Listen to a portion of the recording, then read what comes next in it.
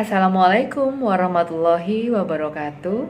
Alhamdulillah berjumpa kembali dengan saya Monik Aniputra, masih dalam channel Couple Tablik.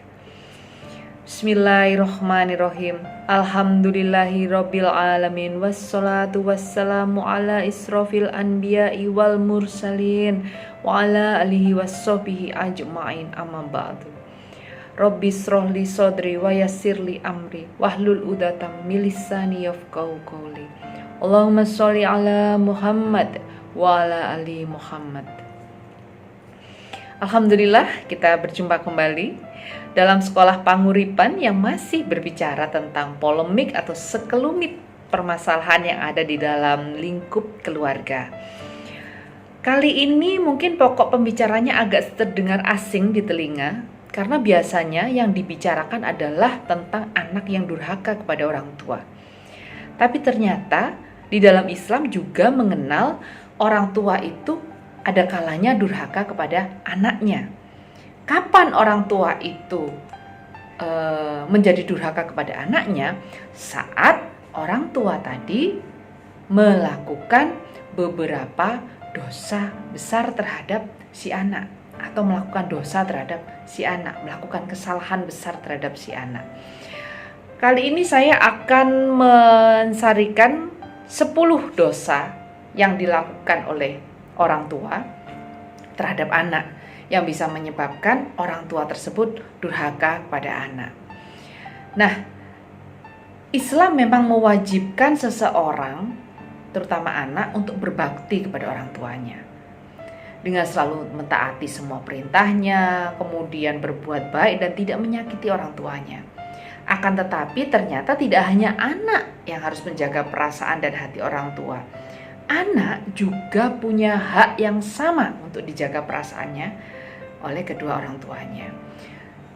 Seperti firman Allah dalam surat At-Tahrim ayat 6, yang artinya, hai orang-orang beriman, peliharalah dirimu dan keluargamu dari api neraka yang bahan bakarnya adalah manusia dan batu. Penjaganya malaikat-malaikat yang kasar, keras dan tidak mendurhakai Allah terhadap apa yang diperintahkannya, dan selalu mengerjakan apa yang diperintahkan. Ayat tersebut jelas menjelaskan bahwa Allah memerintahkan manusia untuk menjaga dirinya sendiri serta keluarganya dari api neraka. Menjaga keluarganya itu juga termasuk menjaga anak-anaknya agar terhindar dari keburukan. Maka orang tua juga memiliki kewajiban untuk mengasihi anak dengan penuh kasih sayang. Terdapat sebuah riwayat yang menceritakan tentang seseorang yang durhaka kepada anaknya. Seseorang menemui Khalifah Umar bin Khattab untuk menceritakan sikap anak durhaka dalam Islam yang dilakukan anaknya. Dan kemudian Umar memanggil anak tersebut, kemudian menegur apa yang sudah dilakukan anak tersebut yang kata orang tuanya dia durhaka. Anak itu kemudian bertanya, wahai Amirul Mukminin, bukankah anak memiliki hak atas orang tuanya? Dan Umar membenarkan perkataan anak tersebut sembari menjelaskan jika haknya adalah memilihkan calon ibu yang baik untuknya, memberi nama baik dan mengajari tentang Al-Quran. Kemudian anak tersebut berkata, wahai Amirul Mukminin, ayahku tidak melakukan satupun dari apa yang Tuhan sebutkan itu. Ibuku wanita yang berkulit hitam bekas budak beragama Majusi. Ia menamaiku Ju'lan, yang artinya tikus atau curut. Dan dia tidak mengajariku satu huruf pun dalam Al-Quran. Lalu Umar memandangi orang tua tersebut sembari berkata, engkau datang mengadukan kedurhakaan anakmu. Padahal engkau telah durhaka kepadanya sebelum ia mendurhakaimu. Engkau telah berbuat buruk kepadanya sebelum ia berbuat buruk kepadamu. Orang tua yang menyakiti anak ditambah dengan menelantarkan anak tersebut mengartikan jika orang tua, baik ayah ataupun ibu, itu sudah berdosa kepada sang anak. Rasulullah pernah bersabda, seseorang dikatakan telah cukup dosa bila mana menelantarkan orang-orang yang menjadi tanggungannya. Sebagai orang tua tidak boleh beranggapan bahwa dapat memperlakukan anak seenaknya, sebab orang tua memiliki tanggung jawab tidak hanya urusan melahirkan, namun juga mendidik, memberikan ilmu yang bermanfaat bagi sang anak.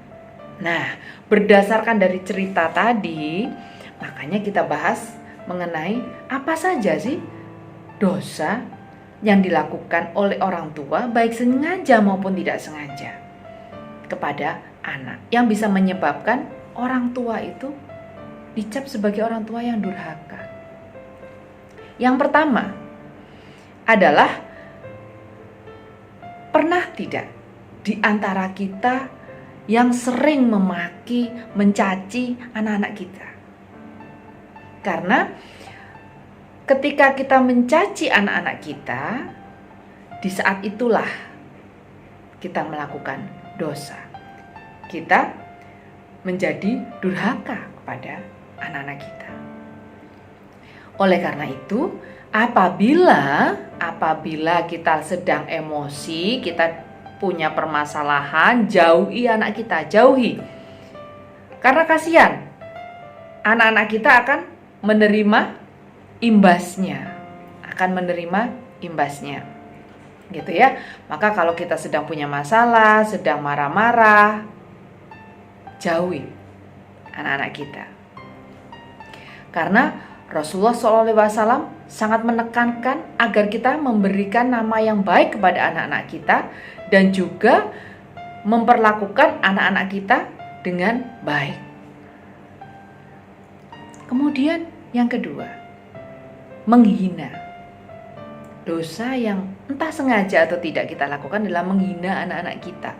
Biasanya kita membuka aib mereka atau menghina anak-anak kita ini di depan orang lain, di depan teman kita atau di depan temannya.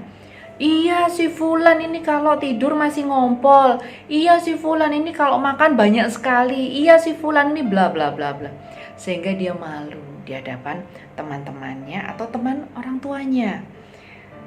Nah, seyogyanya ini dihindari. Mungkin kita tidak sengaja untuk menceritakan itu kepada orang lain, tapi ternyata itu menjadi dosa orang tua terhadap anaknya. Lalu yang ketiga, membandingkan dengan orang lain. Nah, mungkin di pokok bahasan sebelumnya ketika kita berbicara tentang anak sudah dijelaskan bahwa adillah kita kepada anak. Nah, adil ini termasuk di dalamnya adalah memperlakukannya dia dengan baik, dengan tidak membanding-bandingkan si anak itu dengan siapapun. Walaupun dengan saudara sekandung, apalagi dengan orang lain. Itu coba lihat, si fulan itu dia lebih rajin daripada kamu. Coba lihat, itu enggak nakal kalau sama ibunya baik. Coba kamu. Jangan pernah membanding-bandingkan, karena ada dua tipe anak. Ada yang ketika dibandingkan, dia terlecut untuk bisa berusaha menjadi lebih baik. Tapi ada yang tipe kedua, ketika dia dibandingkan justru dia akan semakin down. Tapi overall ternyata membanding-bandingkan anak dengan orang lain itu termasuk dalam dosa orang tua kepada anaknya, dan itu tidak disarankan. Kemudian yang ketiga, cinta dengan syarat. Nah, ini yang biasanya kita lakukan tanpa sadar. Kita mencintai anak kita kalau gitu ya, ada syaratnya. Kalau anak kita nurut sama kita, kalau anak kita tidak nakal, kalau anak kita tidak mempermalukan kita dan lain sebagainya, maka kita akan sayang kepada mereka. Tapi tatkala dia sudah melakukan hal-hal yang tidak kita sukai, kita tidak cinta lagi. Bahkan na'udzubillah min zalik, ketika anak itu misalkan kita sudah punya pilihan ya, kita sudah punya pilihan kepada sang anak. Kita sudah punya pilihan. Kamu sudah saya jodohkan dengan ini, atau saya tidak suka dengan pilihanmu itu. Tapi ketika si anak itu tetap memilih pilihannya, maka dengan gampangnya karena kamu sudah tidak manut, tidak nurut dengan ibu, tidak nurut dengan ayah, tidak nurut dengan kita, maka ya sudah, kamu saya anggap bukan anak saya lagi. Na'udzubillah min dzalik. Artinya cinta orang tua itu ada syaratnya, gitu ya. Cinta orang tua itu ada syaratnya. Itu pula yang Allah tidak suka. Cintailah anak kita tanpa syarat, gitu ya. Cintailah anak kita tanpa syarat. Bukankah cinta ibu sepanjang jalan dan cinta anak hanya sepanjang penggalah? Maka wujudkanlah itu dalam dunia nyata. Jangan sampai kita wanita ini, ibu-ibu, hanya berfungsi sebagai ibu biologis yang rahimnya dipinjam hanya untuk melahirkan saja. Kita tidak pernah mendidik, kita tidak pernah memberikan ajaran tentang kebaikan, hanya menuntut saja kepada anak kita. Nah, semoga kita terhindar menjadi orang-orang seperti itu. Ya. Lalu berikutnya adalah menyampaikan informasi yang salah, gitu ya. Menyampaikan informasi yang salah. Jadi kadang-kadang kita itu menakut-nakuti, gitu ya, membohongi. Jadi jangan sampai kita tuh membohongi anak. Ayo kamu makan, kalau kamu nggak mau makan, nanti ayamnya mati. Kalau kamu nggak mau makan, nanti perut kamu sakit. Kalau kamu nggak mau tidur, nanti kamu akan digigit buto hijau, misalkan gitu. Janganlah pernah membohongi anak kita atau memberikan informasi yang keliru kepada mereka, gitu ya. Atau bahkan ketika kita punya anak laki-laki dan anak laki-laki tadi menangis, kita dengan gampangnya, jangan nangis. Laki-laki kok nangis? Laki-laki tidak boleh nangis. Nah, siapa yang bilang bahwa laki-laki tidak boleh menangis? Jadilah orang tua yang memberikan rasa nyaman dan aman terhadap anak-anak kita, kepada anak-anak kita. Sehingga ketika anak-anak kita tadi sudah merasa aman dan nyaman, dijamin anak-anak kita tidak akan pernah bohong kepada kita atau berbuat tidak baik di belakang kita. Kemudian mengancam anak. Nah, ini dia. Ini biasanya yang jago adalah ibu-ibu. Ayo makan. Kalau nggak makan nanti nggak boleh ikut. Ayo bubuk siang. Kalau nggak bubuk siang nanti nggak diajak pergi.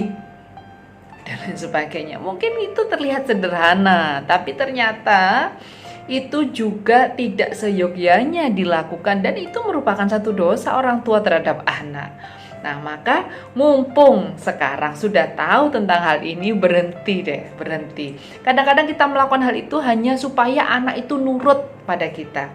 Tapi ingat, dia nurut kepada kita hanya karena takut, bukan karena kesadarannya sendiri, tapi hanya karena takut. Kemudian yang selanjutnya adalah mendoakan anak dengan doa yang buruk. Mendoakan anak dengan doa yang buruk. Wahai ibu-ibu, berhati-hatilah dengan lisanmu, karena doa ibu itu tanpa hijab kepada Allah Subhanahu wa taala, bagaikan doa Nabi kepada Sang Khalik. Maka seburuk apapun yang dilakukan oleh anak-anak kita, maafkan, sediakan pintu maaf. Bukalah pintu maaf selebar-lebarnya. Jadilah, kalau orang Jawa bilang segoro, atau jadilah lautan yang penuh dengan maaf untuk anak-anak kita. Doakan selalu mereka. Karena nyungsep tidaknya hidup anak kita ada di tangan doa-doa kita sebagai ibu. Maka jangan pernah mendoakan anaknya dengan doa yang buruk. Rasulullah juga melarang kita untuk mendoakan siapapun dengan buruk, apalagi mendoakan anak dengan doa yang buruk, gitu ya. Kemudian selanjutnya adalah jangan sampai kita itu menghancurkan rasa percaya diri anak. Kamu kalau nggak belajar, dijamin kamu nggak akan naik kelas. Kalau kamu gini terus nggak mau berubah, dijamin kamu nanti tidak akan pernah sukses hidupnya. Nah, Jangan pernah merendahkan atau bahkan merusak, menghilangkan rasa percaya diri anak. Sepele, tapi ternyata itu salah satu dosa orang tua kepada anak. Yang terakhir adalah,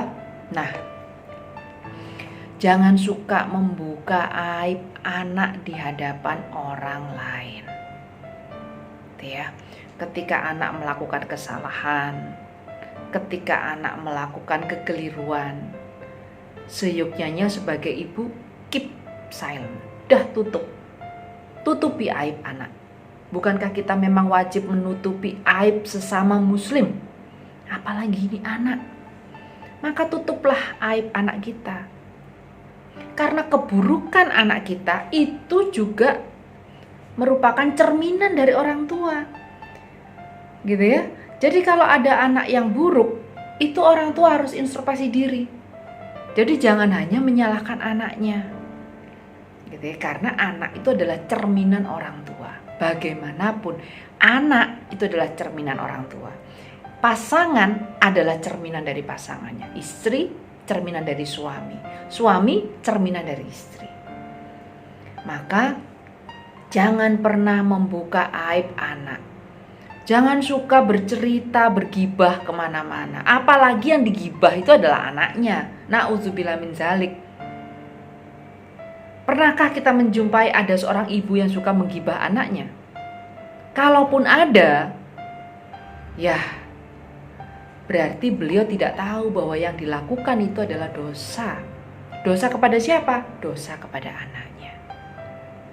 Nah, wahai saudaraku sesama muslim, 10 poin sudah kita bahas kali ini. Memang kelihatannya semuanya remeh-temeh dan mungkin kita lakukan juga karena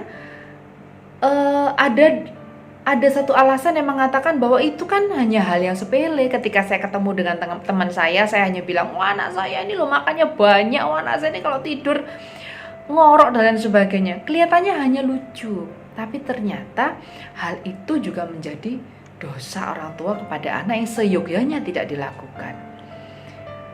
Maka wahai saudaraku sesama muslim, semoga apa yang kita sharingkan pada kesempatan kali ini bisa menambah pengetahuan kita.